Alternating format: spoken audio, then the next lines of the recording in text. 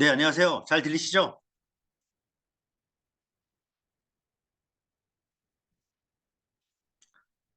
오늘은 면역력과 뉴로하모니 진행하겠습니다.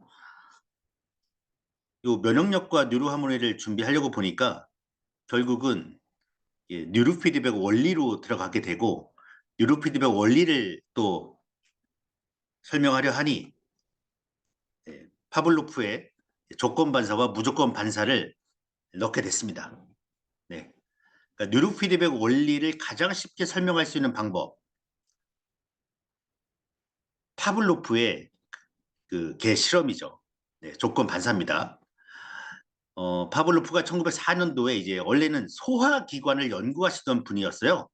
침, 네, 이런 거 연구하셨는데 다량의 침이 필요해서 개의 입에 고깃가루를 넣어주면서 침 분비를 촉진했는데 얼마 지나지 않아서 고깃가루를 넣어줄 필요가 없음을 알게 된 거예요. 왜 그러나 봤더니 왜 그랬을까요? 네, 발자국 소리만 들어도 이제 강아지, 개 입에서 침이 막 나오기 시작하는 거죠. 그걸 알게 된 겁니다. 그래서 무조건 반사, 뭐 타고난 반응이고 조건 반사는 이제 학습되어지는 반응, 외부 세계에 대한 이제 적응이 되겠죠. 저희가 이제 요 조건 반사로 가게 됩니다. 그래서 파블로프 우리 실험을 여러분 다 알고 있으니까 넘어갈게요. 두 번째, 조작적 조건 형성이에요. 행동 심리학인데 그 스키너 박사가 자신이 고안한 스키너 박스에 넣은 쥐가 우연히 문을 열고 닫고 하는 그 단추를 이제 누르게 됩니다. 그래서 단추를 딱 누르면은 문이 열리고 음식을 제공하게 되고 어떤 때는 예, 처벌을 제공해요. 그러니까 문이 열려서 음식이 나오면 그 단추를 누르는 횟수가 증가하게 되고 어떨 때는 처벌을 제공하니까 그 횟수가 감소하게 되는 겁니다. 그래서 강화와 처벌에 의해서 조건화가 만들어지는데 이제 여러분 이제 요 조건 반사하고 조작적 조건 반사하고 차이를 이제 아시게 될 거예요. 강화와 처벌에 의해서 조건화를 만드는 것부터 이제 뉴로피드의 원리가 하나씩 하나씩 나타나기 시작을 합니다. 그래서 이게 더 이제 발전하게 되면 조작적 조건화로 자율신경 기능을 조절하게 돼요. 밀러 예일대 교수가 이런 실험을 합니다. 개가 침을 흘릴 때 물을 주니까 물 먹고 싶으면 침을 흘리게 되는 겁니다. 이 실험을 하고 또 다음 실험이 뭐냐면 쥐의 뇌 쾌락센터에 전극을 받고 심장 박동수를 쥐가 변화시키면 전기적 자극을 주어서 쾌락을 느끼게 하니까 90분 만에 쥐가 스스로 심장 박동을 조절하기 시작합니다. 대단하죠? 쥐도 하는데 심장 박동을. 그러다가 이제 1969년에 심장 박동이 비정상적으로 빠른 이제 부정맥 환자분들 심장 박동이 어느 정도 이하로 느려지면 즐거운 전기적 톤을 들려주어서 심장 박동을 정상화 만드는 데 성공을 하게 되고요. 또 하버드 의대에서 혈압을 조절하는 사람에게 5초 동안 성인 잡지 플레이보이 잡지를 볼 수 있게 하니까 혈압 조절을 자율적으로 하게 되는 실험을 하게 됩니다. 뭐 이런 걸 읽어보면 지금 뭐 부정맥으로 힘들어하시는 분도 있고 또 공황장애 이런 뭐 심장 박동이 많이 뛰어서 힘들어하는 분도 있는데 이렇게 간단하게 고칠 수 있을까? 그렇죠? 네, 이게 이제 바이오 피드백 시작이죠. 바이오 피드백. 네, 그래서 우리 뉴로피드의 원리를 보겠습니다. 원리. 네, 요거는 이제 설명하실 수 있으면 돼요. 원리가 뭐냐 하면 1934년에 영국 캠브리지대의 매튜 박사와 아드리안 박사가 뇌파 측정기를 제작해서 뇌파를 측정했는데 하루는 뇌파를 측정하면서 알파파가 나올 때만 스피커에서 소리를 나게 해봤습니다. 그러니까 알파파가 점점 강해지는 현상을 발견해요. 이게 바로 뉴로피드백 원리가 되겠습니다. 아주 쉬운 거죠. 사용자의 뇌파를 측정해서 특정 뇌파가 발생했다는 것을 사용자에게 알려주면 뇌는 자동으로 그 특정 뇌파를 강화시키는 겁니다. 마치 파블로프 박사가 발견한 조건 반사 같은 것이죠.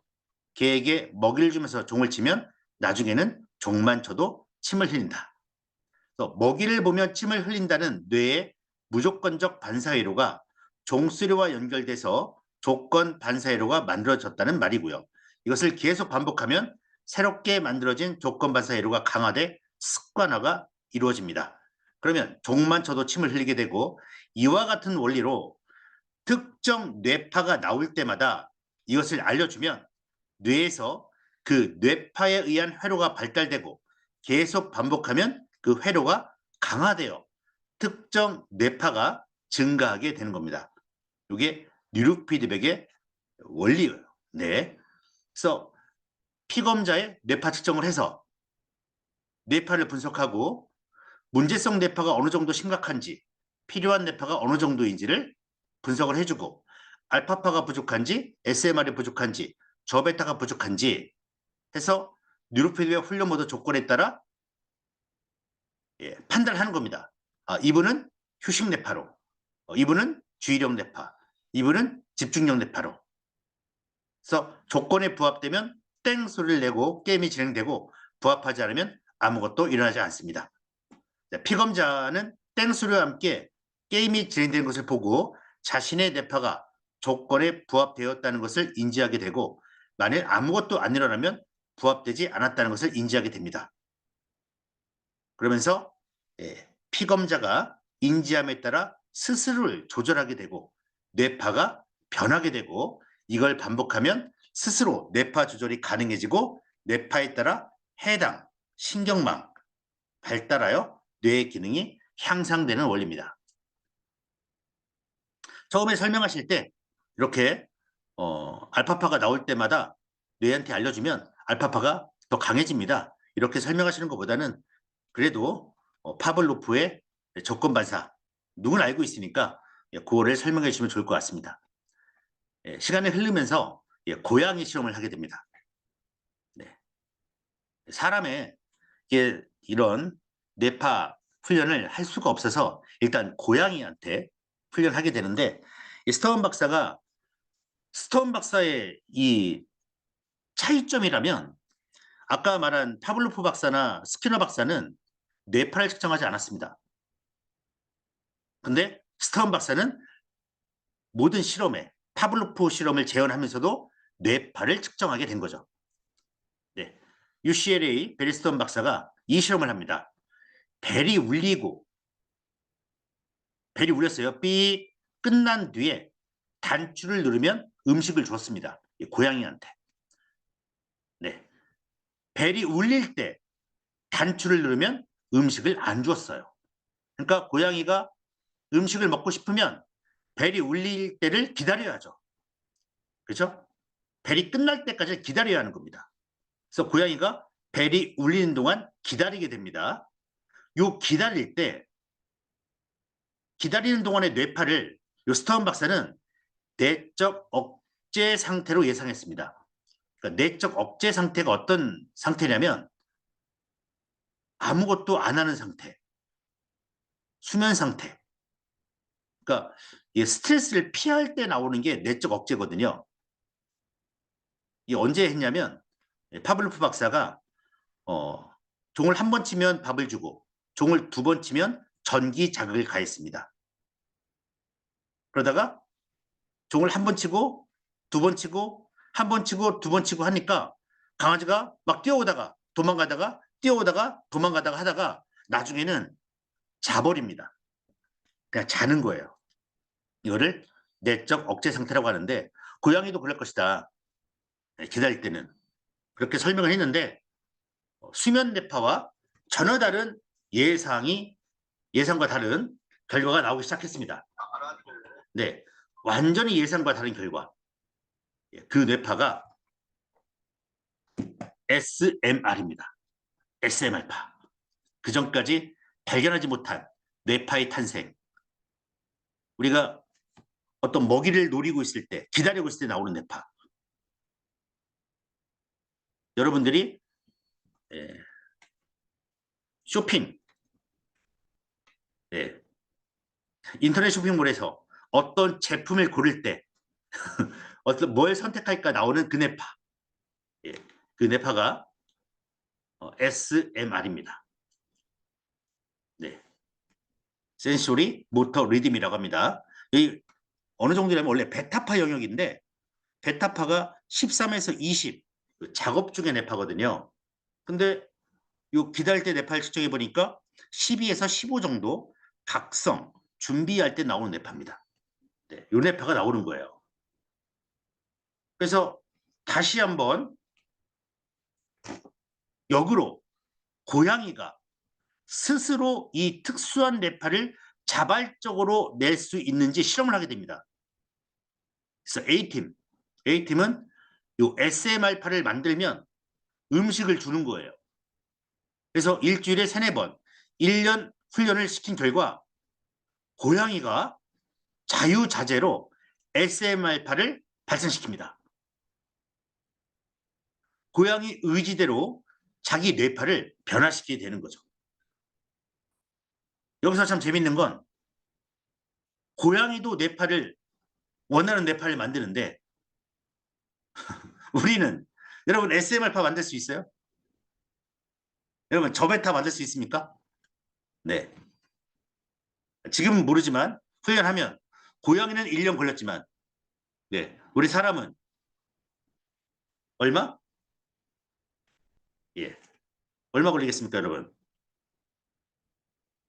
3주. 네.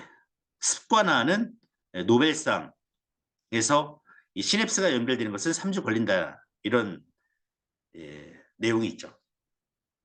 재미있는 사건이었습니다. 그래서 나사에서 이제 실험을 하게 됩니다. 나사. 여러분 아시죠? 나사. 네. 미 항공우주국에서 실험을 합니다. 뉴로 피드백 실험을 하게 돼요. 네. 우주선 연료 모노메틸 하이드라진. 예, 우주선 출발할 때 이런 독극물이죠.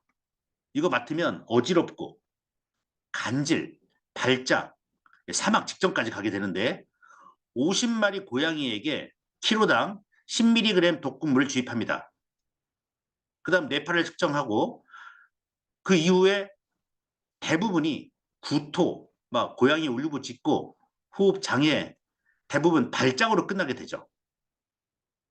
근데 40마리는 거의 뭐 울부짖고 난리가 나는데 그중 7마리는 증상이 늦게 나타났고 3마리는 이상이 없어요.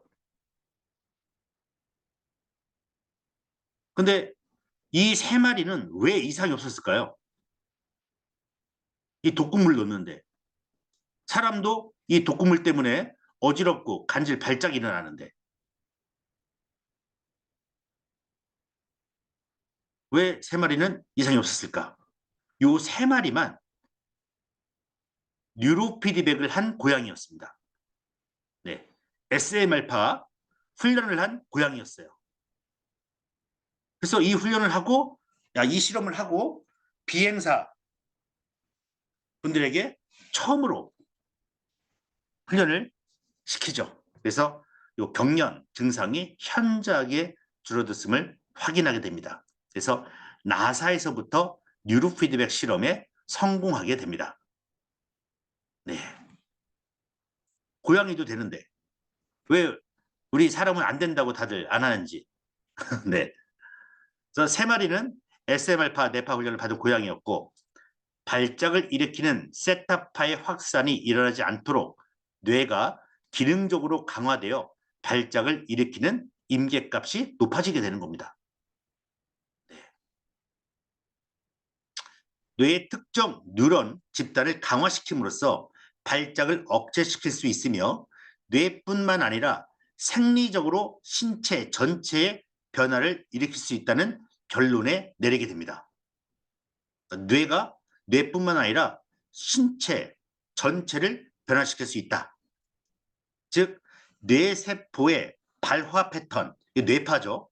뇌파를 변화시켜서 운동세포들의 발화율이 줄어들고 회로 패턴이 달라지며 호흡이 안정되고 심박수가 낮아지고 근육 긴장도가 낮아지고 반사작용이 줄어들어서 어떻게 돼요? 발작이 줄어드는 거죠. 그래서 우리 인간에게도 SMR파가 있는지 뇌암 환자 뇌파 측정으로 인간의 SMR파를 존재 확인합니다. 오케이, 그럼 뭐 하면 되겠습니까? 네, SMR파로 간질 환자를 치료하는 실험을 하게 됩니다. 네. 그래서 뇌세포 발화 패턴, 뇌파를 변화시켜서 운동세포들의 발화율이 줄어들고 회로 패턴 달라지고, 그러니까 운동세포들을 줄어들고 호흡이 안정, 심박수 낮아지고 근육 기장이 낮아지고 반사적이 줄어들면 간질 환자에게 좋겠다. 그 다음 SMR파를 확인했으니 우리 간질뇌파가 4일째입니다. 세타파예요. 간질뇌파가. 이 간질뇌파를 SMR파 훈련을 시켜서 71년도에 23세 말이 이 친구를 실험을 하게 됩니다. 한 달에 2번 이상의 대발작을 하는 친구였습니다. 일상생활 시 베타파 영역인데 뇌가 불안정해서 세타파 발생을 막지 못해 간질이 발생하는 거죠. 그래서 이 스타운 박사가 어떻게 했냐면 SMR파가 나오면 빨강색, 세타파가 나오면 파란색으로 표시를 해줬어요. 하루에 1시간씩 일주일에 2번. 네, 훈련은 일주일에 2번 했습니다. 하루에 1시간씩. 솔직히 이렇게 SMR파가 나오면 빨강색, 세타파 나오면 파란색, 이거는 거의 기본 훈련 수준입니다. 3개월간 총 24회 훈련으로 간질을 치료하게 됩니다. 71년도에. 그래서 이거를 이지엔 요 논문에 발표를 하게 됩니다. 14년에는 요 참여했던 조엘 루바 교수가 4명 간질 환자의 65% 대발작을 감소하는 결과를 또 발표하게 되죠. 그래서 현재 이걸 우리나라는 간질을 뭐라고 하냐면 뇌전증이라고 합니다. 뇌전증. 뇌전증. 전부 약을 먹고 있고 국내 60만 명입니다. 60만 명. 예, 한 달에 2번 이상 대발작하는 뇌전증, 한 달에 2번 이상 대발작 하시는 분들은 일주일에 2번, 하루에 1시간씩 3개월 하시면 간질 치료됩니다. 이미 55년 전에 우리 인간이 한 일입니다. 근데 전부 다 지금 약 드시고 계시고 수술하고 계시고 평생 이걸로 사회생활 못 하시고, 그런데 답답하지만 그래도 이 시간에 알리고 공유하고 또 이런 뇌전증 환자가 있으면 또 권유하고, 그럼 그분들이 또 묻겠죠. 이 원리가 뭐냐 하면 파블로프의 조건반사 또 설명하고 하게 해야 합니다. 대안이 없습니다. 뉴로 피드백은 정리해 보겠습니다. 뇌의 정보가 수상불기를 통해 전달되죠. 요 가지, 축삭이라고 하는 부분. 연결 밀도가 높고 그 다음에 수가 많으면 많을수록 정보 전달이 좋아집니다. 정보 전달이 빠르고 강력해지죠. 요게 주파수입니다. 주파수. 그래서 주파수가 9Hz, 10Hz, 11Hz 높아지면 높아질수록 연결의 밀도가, 세포와 세포의 연결 밀도가 높고 연결 수가 많고 그러면은 정보 전달이 좋아진다. 그 다음 뇌 활동이 활발해지면 많은 혈액이 흐르고 이 혈액에, 많은 혈액에 영양분이 많이 있어서 기존 연결보다 강화시키고 재조직되고 세포의 자기 조절 능력이 강화된다. 즉 뉴로 피드백의 효과는 첫 번째가 자기 조절 능력 강화입니다. 그래서 해당 부위의 신경세포의 안정성, 융통성이라는 것은 세타파에서 알파파로, SM알파에서 저베타로의 정신 이동 능력이 증가한다. 그래서 뉴로피드백의 첫 번째 효과, 자기 조절 능력. 내가 집중할 때 집중하고, 내가 잠을 자고 싶을 때 잠을 잘 자고, 내가 쉴 때 푹 쉴 수 있는 능력, 내가 나를 컨트롤할 수 있는 능력이 강화된다. 이 능력만 강화돼도 대한민국 사회 문제의 90%는 없어질 것이다 저는 봅니다. 술을 끊고 싶으면 술을 끊을 수 있는 뇌, 담배를 끊을 수 있으면 담배를 끊을 수 있는 뇌.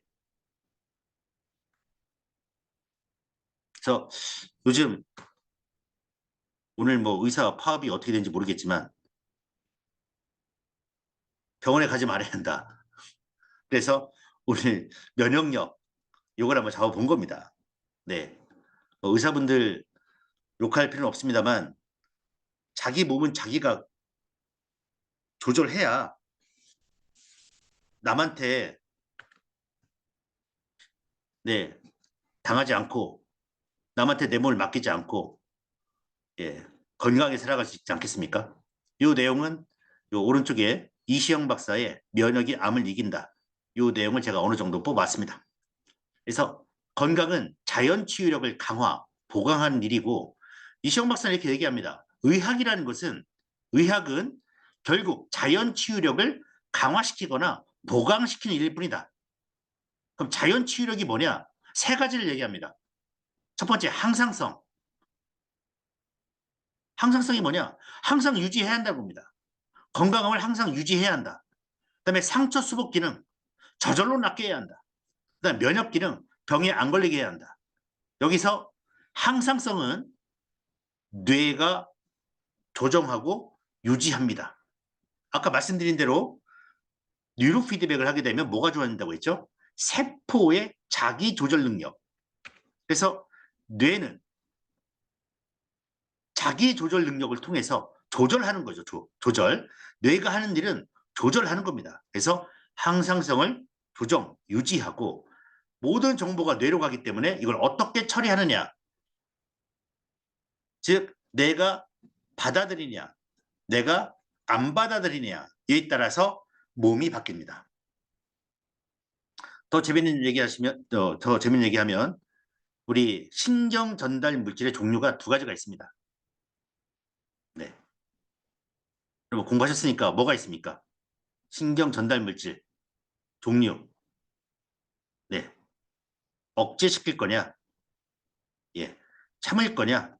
아니면은 흥분시킬 거냐? 두 가지밖에 없습니다. 네. 그래서 억제성 신경 전달 물질 막 이렇게 많고 흥분성 엄청 많은데 결국 우리 인생은 할 거냐 말 거냐 아주 쉽게 말씀드리면 네. 이거밖에 없는 거죠. 결국 뇌가 결정을 하고 예, 조절을 하면 몸이 바뀌게 된다. 항상성부터 보겠습니다. 항상성 체온이 36.5도, 심장이 1분 70회, 호흡이 1분 15회, 혈압 80, 120, 혈당, 혈액, 혈중염도 있는데 요거를 조절하는 것을 항상성이라고 하고 이 전체 이걸 조절하는 뇌 부위가 어디입니까? 이거 아셔야죠. 네. 이거 전체를 다 뇌가 조절하고 예, 체온 조절, 심장 조절, 호흡 조절하는 뇌 부위가 다 따로 있습니다. 근데 제일 많이 하는 것이 이제 뇌 시상하부가 되겠죠. 항상성 조절 방법은 몸에서 예, 이렇게 피드백을 하면 뇌에서 자율신경계를 따라서 호르몬 분비를 통해서 몸을 조절한다. 그래서 이제 길항작용이 되겠습니다. 자연치유력 첫 번째 항상성. 네. 항상성은 뇌가 조절 유지하고 그 다음 요 체온, 심장 호흡, 혈당, 혈압, 혈액, 혈중 염도도 다 뇌가 컨트롤하기 때문에 뇌 기능이 정상이 된다면 혈압도 좋아질까요? 안 좋아질까요? 당연히 좋아지죠. 네. 항상성을 받고 면역 기능 보겠습니다. 면역 기능이 세 가지가 있는데 면역계가 있고 자율신경계가 있고 분비계가 있습니다. 근데 중요한 것은 이들이 면역계, 자율신경계, 뇌분비계 이들 모두 뇌의 시상하부에 있다는 겁니다. 그래서 결론이 뭐냐면 여러분 면역이 여러분 생명력 아닙니까? 면역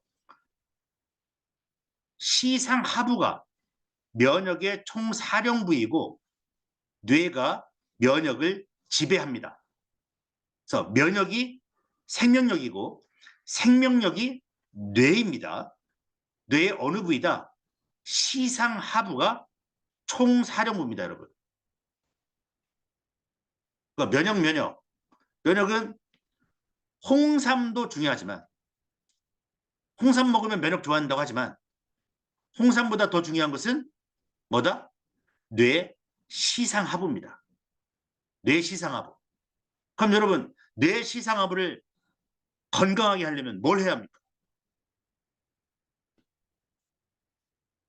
홍삼입니까? 삼계탕입니까?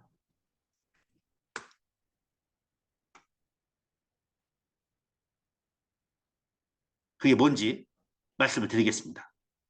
뇌 시상하부에 오기 전에 예, 면역계를 움직이는 모든 호르몬이 뇌 시상하부의 신경세포에 연결돼 있고 뇌 지배하에 있는 자율신경의 활동에 따라 조정되는데 이게 중요한 겁니다.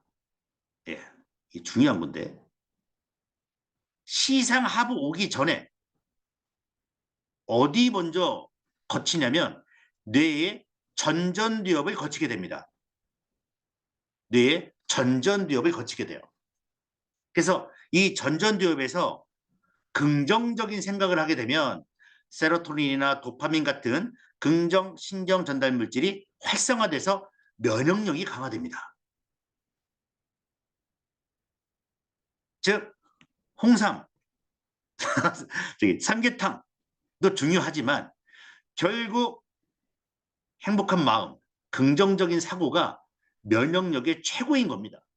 이런 생각을 딱 결정하게 되면 뇌 시상하부에서 이런 긍정적인 신경 전달 물질이 활성화돼서 온몸에 자율신경계를 통해서 몸에 전달된다는 거죠. 네, 이거를 정신신경 면역학, 네, 정신신경 면역학이라고 합니다. 그래서 전두엽이 인간 최고의 사령부고, 예, 인간 지성의 최고 기구다. 그래서 항상 긍정적이고 자신감 있어야 한다. 지성과 감성이 충분하고 미래 예측력이 있고 문제 해결 능력이 있고 스트레스 감내력이 있어야 한다. 이거는 전두엽입니다. 우리가 스트레스 받으면 힘들고 죽겠고 나 오늘 쉬어야 하고 이런 감내력이 떨어질 수가 있고요. 문제 해결 능력도 내일 하지 뭐. 미래 예측 될 대로 되야지 하는 거 전부 뭐의 문제입니까? 전두엽의 문제가 생긴 겁니다. 그러면 우리가 면역의 총사령부는 시상하부라고 얘기했고 인간 최고 그러니까 나를 움직이는 것은 전두엽입니다. 그럼 중요한 것은 전두엽을 거친 다음에 시상하부로 가기 때문에 이 전두엽을 어떻게 발달시킬 것인가를 봐야 돼요. 그렇죠? 그래서 전두엽이 뭐 하는 거냐? 네, 전두엽 우리 이마 부분이죠. 맨 앞부분인 전전두 피질은 아주 큰 그주인데 인간 같은 종에서 특히 큰 부분을 차지하고 모든 감각 양상으로부터 입력을 받는 유일한 피질 영역입니다. 전두엽 뇌 측면 부위는 뇌 활동 상태를 통제하는 대뇌 피질기구. 그러니까 전두엽이 뇌의 활동 상태를 통제할 수 있는 거죠. 그 다음 인간의 의식행동이 일어나는데 꼭 필요한 대뇌피질의 각성 상태를 유지하고 정신 차리고 있는 상태를 유지하게 하고 주어진 과제를 수행할 수 있도록 의식 상태를 조절해주는 중추적인 역할을 합니다. 또한 빨간색만 읽겠습니다. 인간의 정신인 마음을 직접 창출하는 부위이고 인간의 창조력을 발생시키는 곳이다. 따라서 전두엽의 뇌파 측정은 인간의 정신활동을 해석하는 데 중요한 지표를 활용할 수 있다. 요 전두엽을 발달시키면 이런 얘기가 나옵니다. 토마베치 히데토 일본 분 아주 유명한 뇌 과학자인데 뭐라고 하냐면 면역은 결국 뇌다. 네. 면역은 결국 뇌다. 그리고 건강한 마음을 가지면 된다. 기분 나쁘면 여러분 기분 나쁘면 어때요? 밥맛도 떨어지고 소화도 안 되죠. 기분이 나빠. 전두엽에서 이미 결정을 내려버린 거죠. 기분이 좋으면 자율신경계, 내분비계, 면역계, 요 우리 면역 3개, 3개라고 해서 이제 삼계탕이 아닌 겁니다. 예. 3개가 삼위일체되어 면역력이 증가하게 되는 거죠. 네. 또한 더 재밌는 얘기입니다. 뇌 속에서 발생하는 정보는 자율신경을 통해 장, 예, 장 관점막에 있는 신경세포에 모두 전달이 됩니다. 그러니까 기분 좋은 생각을 하면 우리 장에 장관 점막에 기분 좋은 이런 뭐 신경 전달 물질들이 다 들어가게 되고 기분 나쁘면 이 장 점막에 안 좋은 것만 다 들어가게 됐죠. 그래서 기분 나쁘면 역시 소화도 안 되고 설사도 하게 되고 그렇게 되는 거죠. 또한 장에서 발생하는 모든 정보는 뇌로 또 올라갑니다. 그래서 뇌와 장은 하나다. 이런 말 하죠. 뇌가 있고 제2의 뇌가 장이다. 근데 대부분 건강식품 판매하시는 분들은 전부 장만 얘기합니다. 장만. 네. 장이 튼튼히 한다. 맞죠? 하지만 뇌도 중요합니다. 아셔야죠. 뇌 속에서 발생하는 정보는 자율신경을 통해 장으로 모두 전달된다.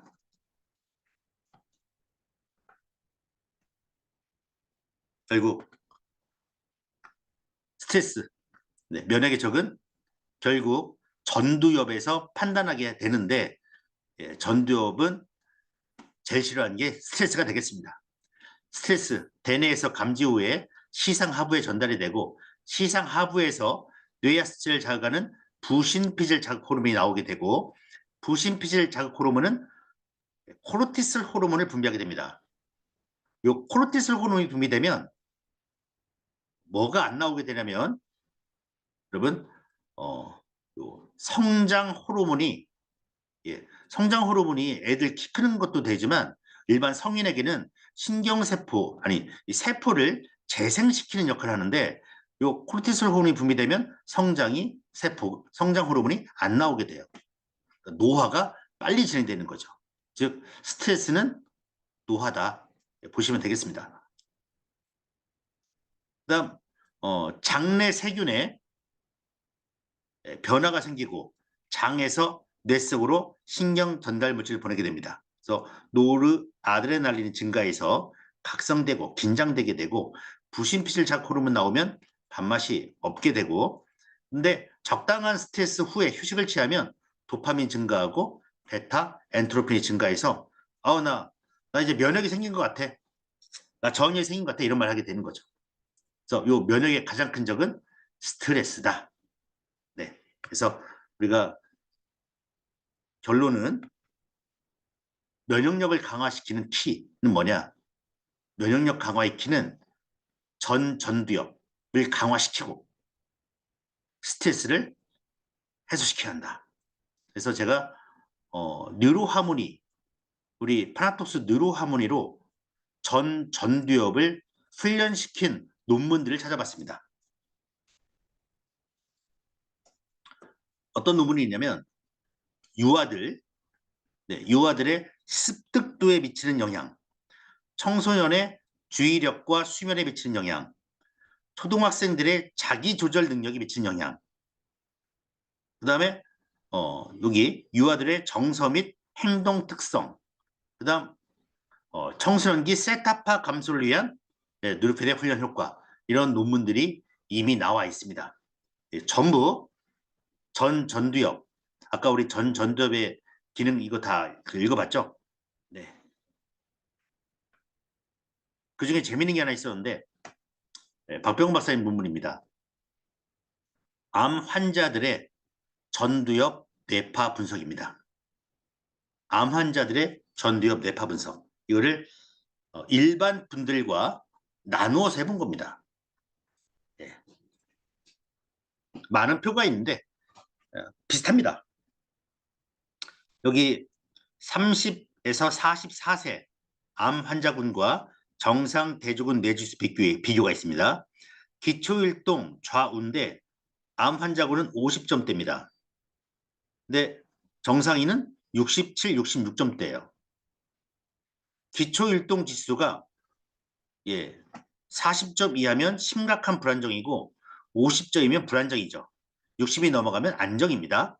그러니까 여기 암 환자들은 기초율동, 그러니까 기초율동이 뇌 안정도나 발달 정도 이런 걸 얘기하거든요. 그러니까 심각하게 아니 불안하다. 그다음 주의지수. 주의지수가 암 환자가 35점대 나옵니다. 좌우가. 근데 정상은 50점대가 나옵니다. 주의지수가 35점대면 아주 극히 산만한 상태가 아니고 산만한 상태입니다. 뇌가 산만한 상태. 그다음에 일반인은 보통 나왔습니다. 활성지수가 65, 64 비슷했고요. 정선은 70, 57인데 70점, 79점. 그다음 스트레스가 57, 54입니다. 일반은 76, 74고요. 그러니까 스트레스가 피로, 보통 이렇게 나옵니다. 일반은 70, 아주 건강한 상태로 나오고요. 네, 요게 이제 논문에 나와 있는데 결과를 한번 보겠습니다.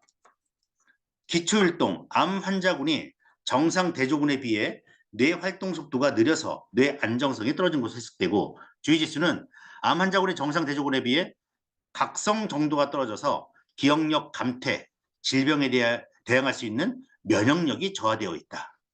정서지수에서 유의하게 높은 차이는 암 환자군이 정상 대조군에 비해 자신감이 위축되고 우울한 심리 상태에서 벗어나기 어렵고 항스트레스 지수에서 유의하게 높은 차이는 암으로 인하여 받은 육체적 정신적 스트레스가 심신의 긴장과 불안을 초래한 것으로 해석되고 좌우기능 지수 좌우 내의 뇌파의 균이 깨어짐으로써 육체적 불균형뿐만 아니라 정서장애나 활성장애가 발생할 수 있다. 그래서 저희가 지금까지 들은 내용 중에서 전두엽을 강화시킬 수 있다면 암 환자들의 심리적인 문제라든가 암 환자들의 어떤 그 육체적인 문제까지 정말 도움이 되지 않을까? 왜? 뇌파를 통해서 뇌를 변화시킬 수 있고 몸을 변화시킬 수 있기 때문에. 그래서 암 환자분들에게 뉴로피디아 훈련이 필요하다. 오늘은 제가 이 논문을 이제 보여드리지만 유방암 환자에 관련된 논문이 나와 있어요. 저희 뉴로하모니로 여성분들이 가장 많이 걸리는 게 유방암이거든요. 그 유방암 환자를 저희 뉴로하모니를 시켰을 때에 임상 논문이 나와 있습니다. 원하시는 분은 제가 드리겠습니다. 전두엽, 뉴로피드백 훈련, 초등학생 자기조절 능력 강화. 아까 말한 결과죠. 뉴로피드백 훈련하면 자기조절 능력이 강화된다. 그러면 여기서 말하는 자기조절 능력은 뭐냐? 세 가지를 얘기하고 있어요. 뭐냐면은 동기조절 능력, 동기, 모티베이션 하죠. 내가 하고 싶다는 거. 그 다음 인지조절, 그 다음에 행동조절 능력이 강화된다. 자아 존중감, 자아 효능감. 그쵸? 뭐 이러므로써 동기조절 능력이나 인지조절 능력이 강해지면 자기 주도적 학습이 가능해지고요. 메타인지 수업도 가능해집니다. 행동 조절 능력이 향상되면 ADHD, 과잉 행동, 네, 이런 문제가 사라지게 되겠죠. 네, 자기 조절 능력 강화. 그다음 유아들의 습득도에 미치는 영향.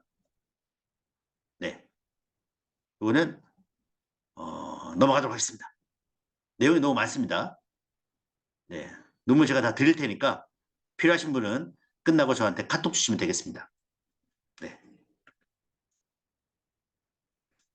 그다음 청소년기 셋탑파 감소를 위한 전두엽 뉴로피드 훈련 효과입니다. 이건 보겠습니다. 청소년들 셋타파가 공부 못하게 한 학습장애, 간질 뭐 이런 뇌파죠. 첫 번째, 뉴로피드백 훈련이 청소년기 셋타파 감소에 효과가 있었고 뉴로피드백 훈련 처치를 한 실험군과 실험군 C에서만 셋타파 값의 감소가 있었다. 예, 뉴로피드백 한 곳만 셋타파의 감소가 있었고 이를 통해 뉴로피드백 훈련이 청소년기 셋타파 상태를 긍정적으로 개선하는 데 기여한다고 볼 수 있다. 그러나 무처치 집단인 비교군은 오히려 뉴로피드백을 하지 않으니까 셋타파가 증가한 상태로 변화했습니다. 그러니까 청소년들이 성장하는 내적 환경을 통해 청소년들의 셋타파가 증가한다. 얼마나 힘들겠습니까? 네. 그래서 꼭 뉴로피드백 훈련을 네. 기승전 해야 합니다. 그 다음 뉴로피드백 훈련 기간이 길고 훈련량이 많을수록 셋타파 감소에 더 효과적이었고 총 몇 회 정도? 예, 23개월간 20회에서 24회 하니까 큰 폭의 셋타파 감소가 나타났다 해서 3달 정도는 해야 한다. 네. 그 다음에 장기적으로 꾸준히 시도할 가치가 있고 24회 이상은 해야 한다. 이게 변은원 박사님의 논문입니다. 그 다음 스트레스 논문입니다. 큰 틀에서 아까 말씀드린 게 전두엽 강화, 그 다음에 스트레스를 피하자는 거였죠. 스트레스에 대한 내용들 이게 전부 다 우리 뉴로하모니로 전부 다 뉴로하모니로 스트레스에 관련된 논문들입니다. 어마어마하게 많습니다, 여러분. 그 중에서 직장인 스트레스의 감소 이 논문을 잠시 보시면 한양대학교 뉴로하모니로 직장인 스트레스에 대한 임상 논문 결과입니다. 뉴로피드백 훈련은 뇌의 항상성에 대한 자기조절 능력을 강화시켜 최적의 뇌기능 상태를 만들어줌으로써 스트레스를 감소할 수 있다. 또한 직무 스트레스 감소에 뉴로피드백 프로그램을 적용함에 스트레스 및 부정 감정을 떨어뜨리고 긍정 감정이 향상됨을 알 수 있다. 그렇죠. 너무 멋있죠. 전두엽에서 이 부정적인 감정을 없애버리고 긍정적인 감정을 향상시킨다. 이게 뭡니까? 면역력 강화 아닙니까? 세 번째, 뉴로피드백과 같은 프로그램을 운영할 때는 환경이 중요한데 네, 뭐 이건 상하급자 눈치를 보지 않도록 여건 보장과 편안하고 안락한 환경을 만들어줄 필요성이 있다. 네. 그래서 첫 번째, 두 번째만 보도록 하겠습니다. 네. 그 다음, 하버드 교육 전문가 3분이 하버드 학생들 수백 명을 3년을 조사해서 그들은 어떻게 최고의 인재가 되었나 5가지 모델을 발표합니다. 집중력 모델. 첫 번째가 감정 관리입니다. 감정 관리. 두 번째가 시간 관리입니다. 세 번째가 에너지 관리. 네 번째가 방해 요소 관리입니다. 그 다음 최고 중요한 5번째가 마음과 뇌의 일치. 내가 조절 능력이죠. 내가 감정 관리할 수 있는 뇌가 시간 관리할 수 있는 뇌, 에너지 관리를 할 수 있는 뇌, 방해 요소를 관리할 수 있는 뇌. 요 마음과 뇌를 일치시키는 것이 바로 뉴로 피드백이다. 하버드 학생들의 공통점이 뭐냐? 뉴로 피드백이라는 겁니다.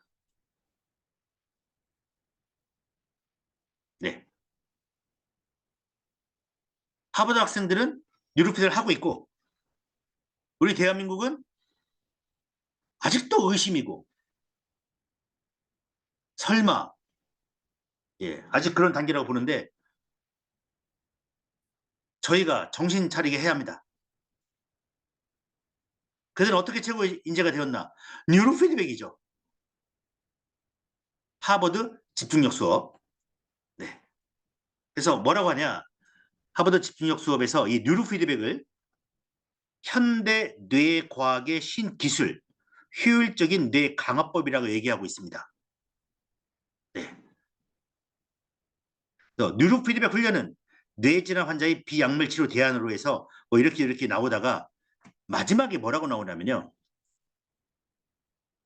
뉴로피드백은 거인들의 어깨에 올라서서 가장 선진적인 기술을 사용해서 가장 권위 있는 지식과 경험을 결합해 효율적인 뇌 사용 방법을 탐색하며 무한한 가능성을 확인할 수 있다. 이렇게 하버드 학생들이 얘기를 하고 있습니다. 오늘 서유원 교수님의 말씀으로 마치도록 하겠습니다. 뇌는 면역의 중앙사령부다. 서유원 교수님이 이제 전 서울대 의대 전 뇌과학 연구원장이고 지금 무슨 일 하는지 모르시지만 우리 뇌는 면역 기능을 리모트 컨트롤하고 있다. 우리는 면역 기능하면 혈액 속에 있는 백혈구가 담당하는데 그 백혈구는 일선에 나가서 싸우는 병정이고 그것을 병정이 나가서 전쟁에 승리하기 위해서 병정에게 좋은 작전 명령을 내려야 되고 싸울 수 있는 무기를 공급해줘야 하는데 그 다음에 충분히 먹을 수 있는 식량과 이런 것을 다 제공해줘야 하는데 이걸 누가 하고 있다? 누가 하고 있습니까? 뇌가 하고 있더라. 그래서 뇌가 면역의 가장 중요한 중추기관이다. 그러니까 중앙사령부다. 나가서 싸우는 걸 과거에 많이 연구했는데 지금은 그걸 조절하고 지시하는 중앙사령부인 뇌 역할에 대해 관심이 많다. 그래서 이분이 마지막에 뭐라고 하시냐면 뇌가 건강하면 만병에 걸리지 않는다. 제가 한 얘기가 아닙니다. 저희 뉴로피드백 얘기를 하면 뭐 만병통치냐 하는데 만병통치는 아니고 뇌가 건강하면 만명이 아닙니다. 죄송합니다. 예. 읽겠습니다. 네. 뇌가 긍정적인 사람은 면역력도 좋겠죠. 그렇죠? 그러니까 만병에 걸리지 않습니다. 즉 치료가 아니고 예방, 만병에 걸리지 않겠습니다. 네, 오늘은 면역력과 뉴로하모니 관계 했습니다. 오늘 여기서 마치도록 하겠습니다.